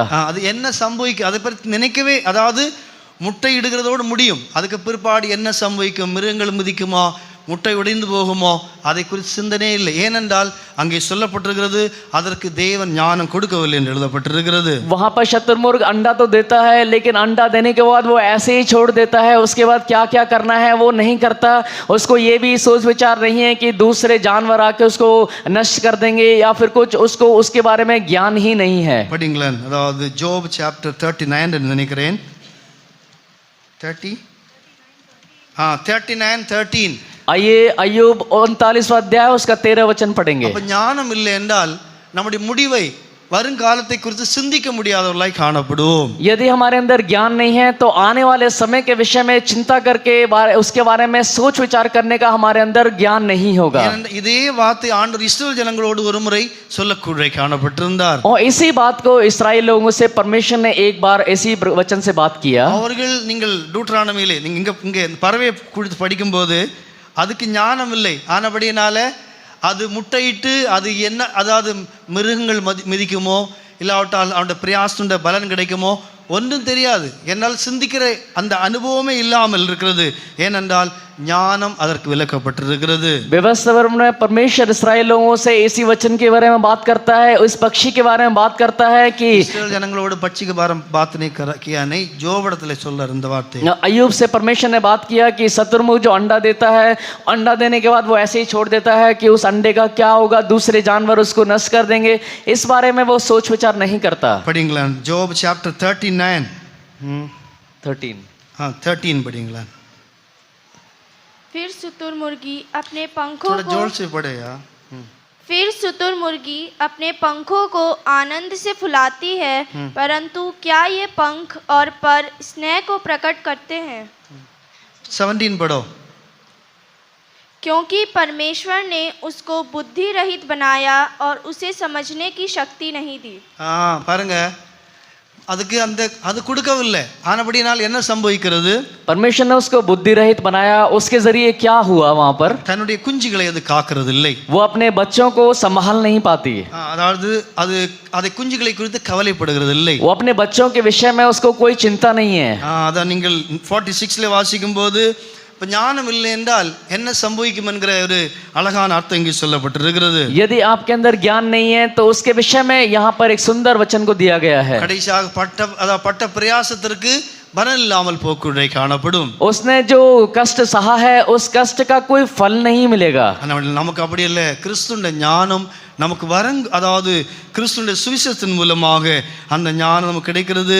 வருங்காலத்தை குறித்துள்ள இல்லாவிட்டால் உணர்வுள்ளவர்களாக வருங்காலத்திற்காக நம்மளை ஆயத்தமாக வேண்டும் என்றால் देव ज्ञानम अवश्यमय காணப்படுகிறது. लेकिन परमेश्वर के उस ज्ञान जो मसीह के जरिए हमको मिलता है, उस मसीह के ज्ञान के जरिए जो आने वाला समय है उसके बारे में हमें समझ मिलता है, उसके बारे में प्रकाशन मिलता है और आने वाले समय के लिए हम मसीह के ज्ञान के जरिए तैयार होते हैं। ஞானமனுடைய தன்மை என்னவென்றால் பகுத்தறியக்கூடியது, எது உண்மை எது பொய், எது சரி எது தவறு, எது பொய் எது உண்மை என்கிற அந்த அறிவை ஞான மனுஷனுக்கு கொடுக்குறை காணப்படுகிறது. उस ज्ञान मिलने के बाद उस ज्ञान में एक विशेषता है कि ज्ञान मिलने से आप समझ पाएंगे कि क्या बुरा है, क्या भला है, क्या अच्छा है, क्या खराब है।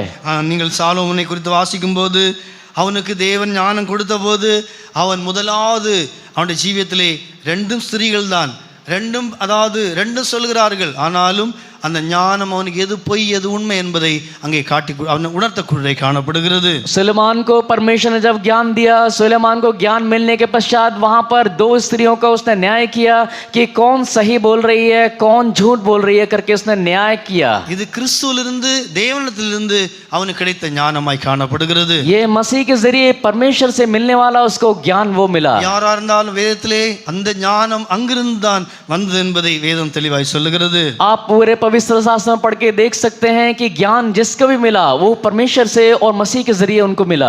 தேவ வசனத்திலிருந்து நமக்கு ஞானம் உண்டாகும்படியாக அதற்கேற்ற ஒரு இருதயம் நாம் உண்டாக்கி கொள்ள வேண்டும். परमेश्वर के वचन को पढ़कर उससे ज्ञान मिलने के लिए हमको एक अपना हृदय तैयार कर लेना होगा। அப்படி ஞானம் உண்டாகும்போது வருங்காலத்தை எப்படி யோசேப்பு பஞ்சம் வருவதற்கு முன்பாகவே எல்லாவற்றையும் ஆயத்தப்படுத்தி அதற்கு தப்பித்துக் கொள்ளும்படியாக வழிகளை உண்டாக்கினானோ அதே போல வரப்போற அழிவுக்கு முன்பாக நாம் உண்மையான தேவ ஞானம் உள்ளவர்களாக இருப்போம் என்றால் வரப்போற அழிவுக்கு முன்பாகவே நம்முடைய ஜீவியத்தை ஆயத்தப்படுத்தக்கூடிய காணப்படுவோம். ज्ञान मिलने के बाद हमको सूझबूझ होगा, हम जानकारी और प्रकाशन पा पाएंगे आने वाले समय के विषय में। जिस प्रकार यूसुफ ने उन दिनों में अकाल आने से पहले उसने उस अकाल से बचने के लिए कौन कौन से रास्ते बनाए, वैसे ही ज्ञान मिलने के पश्चात हम भी बचने के रास्ते, क्योंकि आने वाला समय जो खराब समय है उससे बचने के लिए परमेश्वर हमें तैयार करेगा। அப்படி என்றால் ஞானம் உண்டாகும்படியாக நாம் தேவனுடைய பார்வையிலே அதாவது நீதிமான்களாய் காணப்பட வேண்டும். ज्ञान मिलने के लिए परमेश्वर की हजूरी में उसकी नजर में हमको धर्मी होना होगा. மெய் ஞானத்தை நீதிமான்களுக்காக தேவன் வைக்குள்ளே காணப்பட்டிருக்கிறார். बहुमूल्य ज्ञान को धर्मी लोगों के लिए परमेश्वर ने रख छोड़ा है. இரண்டாவது நாம் தேவனுடைய ஞானத்தை நாம் பெற்றுக்கொள்ள வேண்டுமானால் தேவனுடைய பார்வைக்கு செம்மையானவர்களாக நல்ல வழி உள்ளவர்களாய் நம்முடைய ஜீவியத்தை மாற்றிக்கொள்ள வேண்டும். यदि परमेश्वर को ज्ञान पाना है तो परमेश्वर की नजर में एक अच्छे रास्ते पर चलने वाले एक अच्छा मनुष्य होकर बदल जाना होगा. நம்முடைய இருதயம் அவ்வளவு தூரம் தாழ்மை உள்ள இருதயமாய் காணப்பட வேண்டும். हमारा हृदय उतना अधिक हलीम एक हृदय होना चाहिए. மூன்றாவது நம்முடைய இருதயம் தேவபயம் தீமையை விட்டு விலகக்கூடிய ஒரு இருதயமாய் காணப்பட வேண்டும். और हमारा एक हृदय एक पवित्र परमेश्वर के भय से भरकर बुराई से दूर हटने वाला एक हृदय होना चाहिए. அங்கேதான் ஞானம் தங்கியிருக்குள்ளே காணப்படும். केवल वही ज्ञान निवास कर सकता है. அங்கேதான் கிறிஸ்துவின் ஞானம் பாயக்குள்ளே காணப்படும். वहीं केवल मसीह का जो ज्ञान है वो उंडेला जा सकता है. அதன் பிரசங்கிலே சொல்லப்பட்டு சபையிலே சொல்லப்பட்டிருக்கிறது, அவருடைய பார்வைக்கு நல்லவனாய் இருக்கிறவனுக்கு தேவன் ஞானத்தையும் அறிவையும் இன்பத்தையும் கொடுக்கிறார் என்று வேதம் சொல்லுகிறது. जिस प्रकार हम सब वेद में पढ़ते हैं कि उनकी नजर में जो सही है उनको परमेश्वर अपना ज्ञान अपना बुद्धि और समझ उनके ऊपर उंडेलता है कर हम पढ़ते हैं. கிறிஸ்துவின் ஞானம் நமக்குள்ளே வர வேண்டுமானால் நம்முடைய வழிகள் சரிப்படுத்தப்பட வேண்டும். यदि मसीह का ज्ञान हमारे अंदर आना है तो हमको अपने रास्तों को सही कर लेना होगा. கிறிஸ்துவின் ஞானம் நமக்குள்ளே வர வேண்டுமானால் நாம் தேவனுடைய பார்வையிலே நீதிமான்களாய் மாற வேண்டும். यदि मसीह का ज्ञान हमारा अंदर आना है तो हमारा जो रास्ते हैं वो धर्मी होके रास्ते बदल जाना चाहिए. கிறிஸ்துவின் ஞானம் நமக்குள்ளே பாய வேண்டுமானால் நம்முடைய இருதயம் தாழ்மை உள்ளதாக வெறுமையானதாக மாற்றப்பட வேண்டும். यदि मसीह का ज्ञान हमारे अंदर उंडेला जाना है तो हम बिल्कुल निचली हालत में हम कुछ भी नहीं है, हम हलीमी की हालत में होना जरूरी है.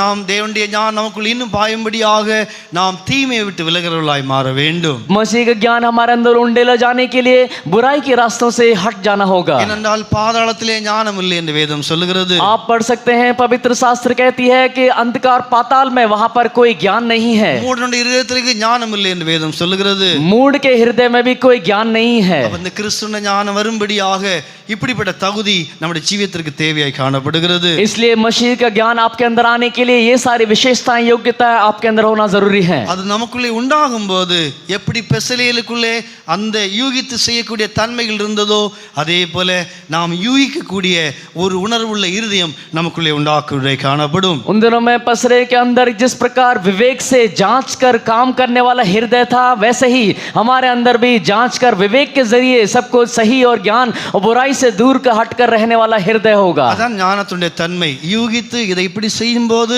இதனுடைய பின்பகுதி இதாக இருக்கும் என்கிற அந்த அறிவு மனுஷன் இதயத்திலே உண்டாக்குவதை காணப்படும். यदि विवेक के जरिए सोच विचार करके ज्ञान से परिपूर्ण होकर कार्य को करेंगे तो मनुष्य के हृदय से ये सारी बुराइयां नहीं होंगी. பிரியமானவர்களே, கிறிஸ்துவின் ஜீவியத்திலே ஆவிக்குரியதற்கு செழிப்பாக நாம் செழிப்பாய் மாறுவதற்கு கிறிஸ்துவின் ஞானம் நமக்கு உண்டாகும்படியாக நாட்களில் நாம் நம்முடைய ஜீவியத்தை அவருக்கு முன்பாய் நாம் நிறுத்த வேண்டும். हमारा आत्मिक जीवन हरियाली हो जाने के लिए मसीह के ज्ञान से परिपूर्ण होकर उसके ज्ञान से भरपूर होकर इन दिनों में हम दिखाई देना चाहिए. நாம் வார்த்தை சுருக்கிக்கொள்கிற மூன்றாவது கிருபை நம்முடைய தேவனிடத்தில் நம்முடைய ஜீவியத்திலே பாய வேண்டும். अनुग्रह हमारे जीवन में परमेश्वर से हमको पा लेना होगा. கிருபை இல்லை என்றால் நம்மளால் நிற்க முடியாது. यदि अनुग्रह नहीं है तो हम खड़े नहीं रह सकते. கிருபை இல்லை என்றால் நம்மளால் அதாவது சோதனையை நாம் ஜெயிக்க முடியாது. यदि अनुग्रह नहीं है तो हम आजमाइशों में हम जय नहीं पा सकते. கிருபை இல்லை என்றால் நம்முடைய ஜீவியத்திலே ஆண்டவருக்காக ஒரு நல்ல ஜீவியம் செய்ய முடியாது. यदि अनुग्रह नहीं है तो परमेश्वर के लिए एक अच्छा जीवन हम व्यतीत नहीं कर सकते. பரிசுத்த ஜீவன் நம்மளால் செய்ய முடியாது. पवित्र जीवन व्यतीत नहीं कर सकते. ஆனபடியினால் கிருபை அந்த அவரிடத்திலிருந்து கிருபை பாயக்கூடிய அந்த இடத்திலே நம்முடைய ஜீவியம் காணப்பட வேண்டும். हमारा जीवन एक ऐसी जगह दिखाई देना चाहिए जहां पर परमेश्वर की ओर से मिलने वाला अनुग्रह हमारे ऊपर उंडेला जा सके. கிருபை இல்லை என்றால் தேவனுடைய ஆலயமாக மாற முடியாது என்பதை விளங்கிக் கொள்வோமாக. यदि अनुग्रह नहीं है तो परमेश्वर का मंदिर होकर हम नहीं बदल पाएंगे. தாவீது இதை குறித்து இந்த கிருபையை குறித்து சொல்லும்போது அவருடைய கிருபையினால் கிருபையினால் கிருபையினால் என்று எத்தனையோ வசனங்கள் சொல்லக்கூடிய காணப்படுகிறான். दाऊद इसके विषय में बोलने पर कितनी जगह उसने बोला उसके अनुग्रह से उसके अनुग्रह से उसके अनुग्रह से. அப்ப கிருபையினுடைய அதாவது நண்பன் யார் என்றால் நீங்கள் வஜன் சங்கீதா சாப்டர் 85:10 சொல்லும்போது கிருபையும் சத்தியம், அப்படி என்றால் சத்தியம் எனக்குள்ளே இருக்கும்போது கிருபை எனக்குள்ளே வரக்குள்ளே காணப்படும். भजन संगीता 85 के 10 में अगर हम पढ़ेंगे तो अनुग्रह आपके अंदर है, तो अनुग्रह के जरिए आपके अंदर ज्ञान होगा. கிருபையும் சத்தியம் ஒன்றே ஒன்று முத்தம் செய்கிறது, அப்படி என்றால் சத்தியம் எனக்குள்ளே இருக்கும்போது கிருபை என்னை வந்து முத்தம் செய்யக்குள்ளே காணப்படுகிறது. करुणा और सच्चाई आपस में मिल गई है, धर्म और मेल ने आपस में चुम्बन किया है. அந்த கிறிஸ்துவின் கிருபை நமக்குள்ளே பாயும்படியாக நமக்குள்ள சத்தியம் நமக்குள்ளே நிலைத்திருக்க வேண்டும். मसीह का जो अनुग्रह हमारे अंदर आने के लिए मसीह का जो अनुग्रह हमारे अंदर होना जरूरी है. கிறிஸ்துவின் கிருபை நமக்குள்ளே பாயும்படியாக நாம் நன்மையை யோசிக்கிறவர்களாய் காணப்பட வேண்டும். मसीह का अनुग्रह हमारे अंदर उंडेला जाने के लिए हम भलाई को करने वाले, उसको उस बारे में सोचने वाले होना चाहिए. நன்மையை யோசிக்கிறவர்களுக்கோ கிருபை உண்டு, அப்படி என்றால் நாம் நன்மையை யோசிக்க யோசிக்க கிறிஸ்துவின் கிருபை நம்மளை நிரப்பக்குள்ளே காணப்படும். भलाइयों को सोचते सोचते मसीह का अनुग्रह हमारे अंदर उंडेला जाएगा. அநேகர் கிருபைக்கு நாம் தூரமாய் காணப்படுகிறோம். हम में से कई लोग उस अनुग्रह से वंचित हैं. அப்படினால் தான் தேவனுக்கு ஜீவிக்க முடிகிறது இல்லை. इसलिए परमेश्वर के लिए हम जीवन व्यतीत नहीं कर पा रहे हैं. கிறிஸ்துவின் கிருபை இல்லை என்றால் கிறிஸ்துவ வாழ்க்கை மிகவும் கஷ்டமாய் காணப்படும். यदि अनुग्रह नहीं है तो मसीही जीवन बहुत ही मुश्किल है. கிருபை இருக்கும்போது நாம் செய்ய மாட்டோம், எல்லாம் கிருபை செய்யக்குள்ளே காணப்படும். यदि आपके अंदर अनुग्रह है तो आपको कुछ करने की आवश्यकता नहीं है, सब कुछ आपके लिए वो अनुग्रह ही करेगा. கிருபை என்ன செய்யும் என்றால் நாம் தூக்க வேண்டாம், நம்மளை தூக்கும்படியாக அது பலன் தர. ரெவலேஷன் பரிசுத்த பவுல் கிருபையை குறித்து எழுதும்போது கிருபை உந்துகிறது, கிருபை தள்ளுகிறது, கிருபை ஏவுகிறது என்று சொல்லக்கூடிய காணப்படுகிறான். पवित्र पौलुस अनुग्रह के बारे में प्रकाशन में लिखता है तो इस प्रकार लिखता है कि जो अनुग्रह है वो आपको उठाता है, आपको धक्का देता है, आपको आगे की ओर धकेलता है करके वो बोलता है. கிருபை என்ன செய்யும்? நீ போ தள்ளும், நம்மளை உந்தி தள்ளக்கூடிய காணப்படுகிறது. अनुग्रह क्या करेगा? आपको चलो आगे चलो करके आपको धकेलेगा. நம் சில சமயங்களை செய்ய முடியாது, ஆனால் கிருபை சொல்லும் ஒன்றும் கவலைப்படாதே, நீ போய் நம்மளை தள்ளி கொண்டு போகக்கூடிய காணப்படும். कई बार हम कई कामों को करने में असमर्थ होते हैं, उस समय आपको अनुग्रह कहेगा कोई बात नहीं, आगे चलो, आगे की ओर आपको धकेलेगा.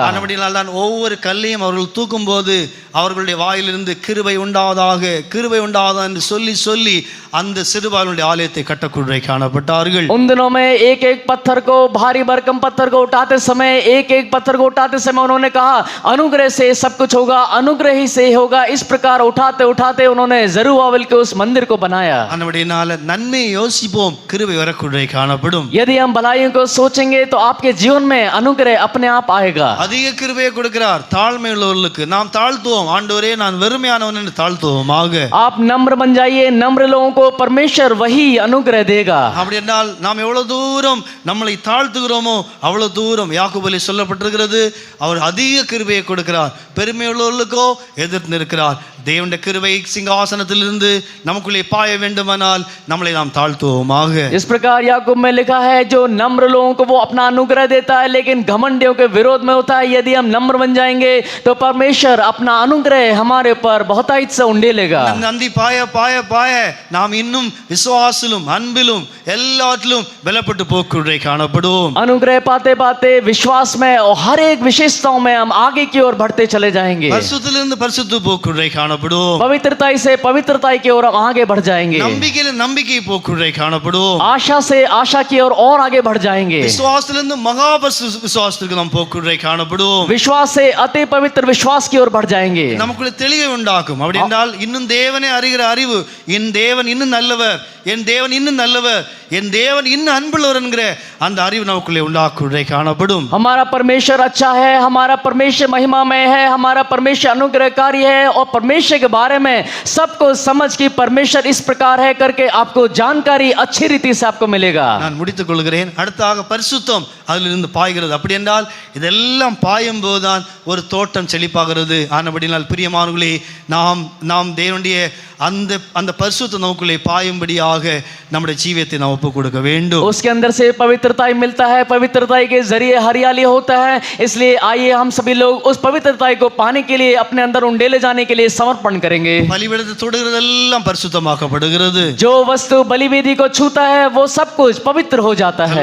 கல்வாரி அனுபவித்துக் கொண்டு தேவன் அன்பை அனுபவித்துக் கொண்டே இருப்போம். நம்முடைய ஜீவன் இன்னும் தூய்மையாக்குள்ளே காணப்படும். कलवरी के उस महान प्रेम को अपने अंदर अनुभव करते रहिए, आपका जीवन पवित्र बन जाएगा. தொட்டார்கள் அவளை சுத்தமாக்குள்ளே படக்கூடியவர்களாய் காணப்பட்டார்கள். जिन लोगों ने उसके वस्त्र को छुआ वो लोग चंगाई को पाए. பலிபீடத்தை தொடுகிறதெல்லாம் பரிசுத்தமாக்கப்படக்கூடியவர்களாய் காணப்படுகிறது. बलिवेदी को छूने वाली हर एक अशुद्ध वस्तु सब पवित्र हो जाता है. இந்த நான்கு அனுபவங்கள் நம்முடைய ஜீவிதத்தில் பாயும் என்றால் நம்முடைய தோட்டம் ஆசீர்வதிக்கப்பட்ட தோட்டமாய் காணப்படும். यदि वो चार अनुभव हमारे जीवन में पाए जाते हैं, उन चार अनुभवों को पाए जाने की वजह से हमारा जो वाटिका है वो हरियाली होकर बदल जाएगा. காலவேளை நம்முடைய ஜீவிதத்தில் ஏதாவது பாயும்படியான தடைகள் இருக்கும் என்றால் அதை மாற்ற நாம் பிரயாசப்படுவோமாக. यदि उंडेले जाने के लिए कोई भी बात हमारे जीवन में बाड़ा होकर आती है तो आइए आज सवेरे के वक्त उस बाड़े को अपने जीवन से हम हटा दें. நான்கு பாயும் போதுதான் நான்கு பூர்ணத்தை அடையக்கூடிய காணப்படும். वो चार बातें हमारे जीवन में उंडेला जाता है, उसके जरिए चार तरीके की पूर्णता को हम प्राप्त करते हैं. அன்பிலும் பூர்ணப்படுவோம், பரிசுத்திலும் பூர்ணப்படுவோம், விசுவாசத்திலும் பூர்ணப்படுவோம்,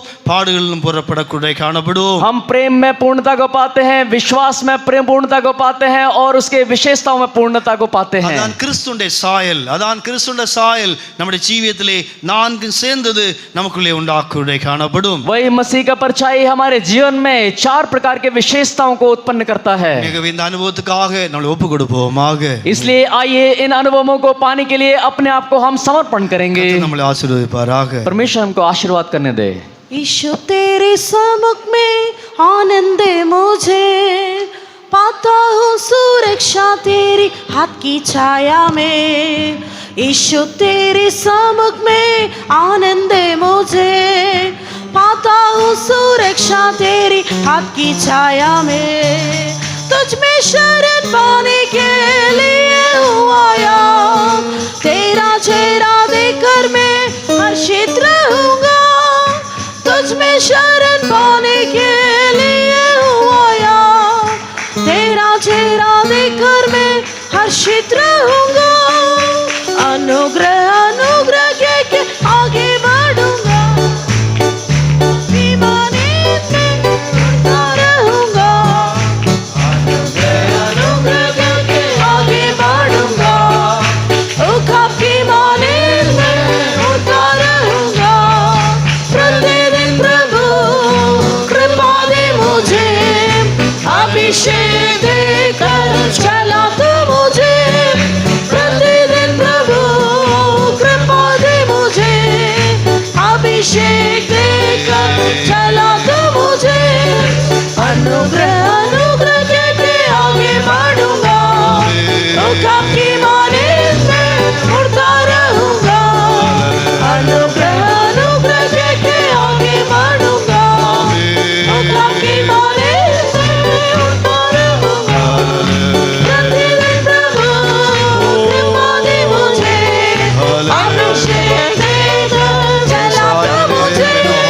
प्रतिदिन प्रभु कृपा दे मुझे, अभिषेक देकर चला तू मुझे. प्रतिदिन प्रभु कृपा दे मुझे, अभिषेक देकर चला तू मुझे. प्रतिदिन प्रभु कृपा दे मुझे, अभिषेक देकर चला तू मुझे. प्रतिदिन प्रभु कृपा दे मुझे, अभिषेक देकर चला तू मुझे. प्रतिदिन प्रभु कृपा दे मुझे, अभिषेक देकर चला तू मुझे. Hallelujah, hallelujah, hallelujah, hallelujah, hallelujah, hallelujah. பிரியமானவர்களே, இது கிறிஸ்துவின் ஜீவியத்திலிருந்து நமக்குள்ளே பாய்கிறது. நம்முடைய ஜீவியத்திலிருந்து மற்றவர்களுக்கு பாயக்குள்ளே காணப்பட வேண்டும். प्यारे लोगों, ये मसीह के जीवन से हमारे अंदर उंडेला जाता है. हमारे जीवन से दूसरे लोगों के अंदर उंडेला जाना जरूरी है. இந்த நான்கு அனுபவங்களும் நம்முடைய ஜீவியத்திலிருந்து கூட மற்றவர்களுக்கு நன்மையாய் மாற வேண்டும். ये चार अनुभव हमारे जीवन से उंडेले जाकर दूसरे लोगों के लिए भी एक बहुत बड़ा भलाई होना चाहिए. எல்லாரும் உதவி செய்யும்படியாக கர்த்தரை ஸ்தோத்திரிப்போமாக. परमेश्वर हर एक को मदद करने के लिए आइए मिलकर हम तारीफ करेंगे. Hallelujah, hallelujah, hallelujah, hallelujah, hallelujah. सारे आदर मान में परमेश्वर देते हुए तारीफ करेंगे. Praise the Lord, praise the Lord, praise the Lord. पिता पुत्र पवित्र आत्मा के लिए तारीफ करेंगे. Praise the Lord, praise the Lord, praise the Lord. आसमानी वाम शुक्र और तारीफ करते हैं खुदावन. इस बोतने को सुबह के वक्त प्रभु जी तेरे चरणों पर आकर रोज सच्चाई से तेरी इबादत करने के लिए हमें सहायता किया. इस महीने के शुरू से लेकर खुदावंद आज के दिन तक हमारे जीवन में के सारे भलाइयों के लिए हम शुक्र करते हैं. हम खुदावंद हम तेरे हज़ूरी में जिंदा है, तेरी करुणा है, तेरी दया है खुदावंद। इस आखिरी इतवार को भी तेरे हज़ूरी में आकर तूने किए सारे भलाइयों को याद करते हुए तेरे महिमा करने के लिए, आराधना करने के लिए प्रभु हमें सहायता किया। जब से हम आए तेरे हज़ूरी हमारे बीच में रखा, तुझ में आनंदित और मगन होने के लिए, सामर्थ्य पाने के लिए मदद किया। इस सुबह के वक्त खुदावंद अपने लोगों के साथ वचन के जरिए से बातचीत किए, इसलिए शुक्र करते हैं खुदावंद। सुने वचन के मुताबिक जीवन बिताने के लिए हमें सहायता करने के लिए हम प्रार्थना करते हैं। जैसे हमने सुना है, अदन के बगीचे से एक नदी बहकर जो और 4 जगह धाराएं होकर बढ़ गई, उस वाटिका को, उस बगीचे को वो हरा भरा किया। इसी तरह खुदावंद प्रभु हमारे जीवन को भी खुदावंद इस अनुभव प्राप्त करने के लिए सुबह तेरे वचन के द्वारा में अगुवाई के, इसलिए शुक्र करते हैं खुदावंद। मसीह यीशु के द्वारा सारे आशीषों का भरपूरी है खुदावंद। मसीह यीशु के अंदर ज्ञान और मसीह यीशु के अंदर खुदा सामर्थ्य, अनुग्रह, पवित्रताई के भरपूरी है खुदावंद प्रभु। इन दिनों में मसीह यीशु के द्वारा हम भी खुदा सामर्थ्य को प्राप्त करने के लिए प्रभु सहायता कर। जितने लोग मसीह यीशु को छुआ है वे लोग चंगाई प्राप्त किया, छुटकारा प्राप्त किया खुदावंद।